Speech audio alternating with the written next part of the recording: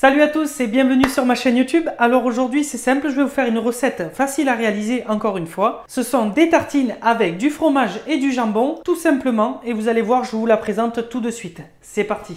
Donc pour ce faire les amis, la recette va être simple à faire. Je vous présente les ingrédients de suite. Donc pour commencer, bien sûr, il vous faut du pain. Là, c'est du pain pré-cuit. Vous pouvez prendre soit des baguettes de pain, un pain, peu importe. Ça, c'est vous qui choisissez. Mais là, moi, je prends des baguettes pré-cuites. Comme ça, elles sont déjà à taille normale. Pour un repas adulte, ça suffit largement. On va la couper en deux. Donc c'est parti, on attaque. Donc on coupe le pain en deux, comme ceci. Bien sûr, vous prenez un couteau à pain, hein, ce sera plus facile. Et voilà, donc là, ça sera le repas d'une seule personne. Vous accompagnez ça d'une salade, c'est très bien. Le pain est coupé. Maintenant, on attaque la base du pain. Ça sera une sauce à base de fromage. Je vous le fais tout de suite. Pour ce faire, on commence tout simplement avec de la moutarde. Vous pouvez prendre de la moutarde forte. Moi, je prends de la douce parce que je suis pas un amateur de moutarde. Mais voilà, moi, je prends de la moutarde. Vous en mettez un tout petit peu. Ça, vous jaugez suivant vos goûts. Ensuite, il vous faut du boursin, donc du fromage à tartiner aux ail et fines herbes. Donc moi je mets la moitié d'un pot et avec le boursin, la moutarde, on rajoute du fromage nature.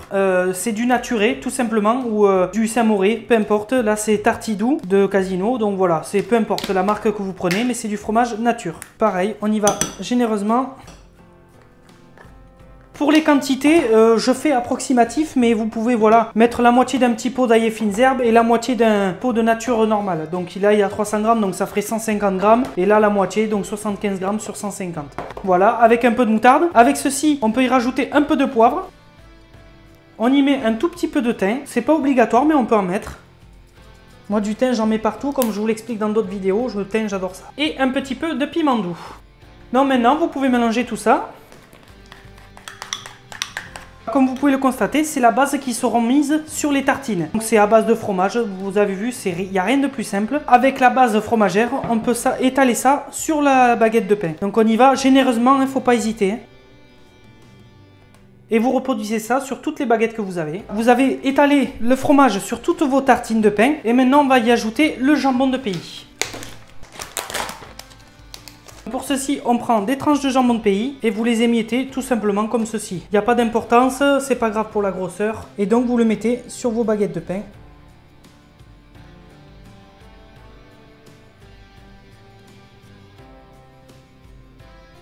Ça fait une tranche et demie, deux tranches à peu près. Donc là, comme vous pouvez voir, c'était 6 tranches. Voilà, je l'ai divisé pour les 4. Et une fois que ceci est fait, vous n'avez plus qu'à mettre le fromage. Moi, j'ai pris du comté.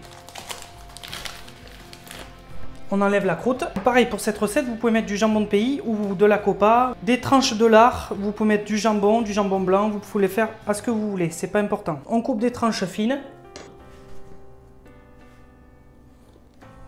J'ai coupé quelques tranches fines, je vais pouvoir les étaler sur les tartines directement. Simplement, vous allez les étaler par-dessus. Pareil pour le fromage, vous pouvez choisir d'autres fromages. Donc moi j'ai pris du comté, mais vous pouvez choisir du cheddar, de l'emmental, vous faites comme vous le sentez. Ça peut être même du gorgonzola, du bleu, peu importe, c'est vraiment vos goûts. Donc on intercale juste des fromages comme ça, on peut même en mettre 4. J'en ai assez, donc je peux en mettre 4.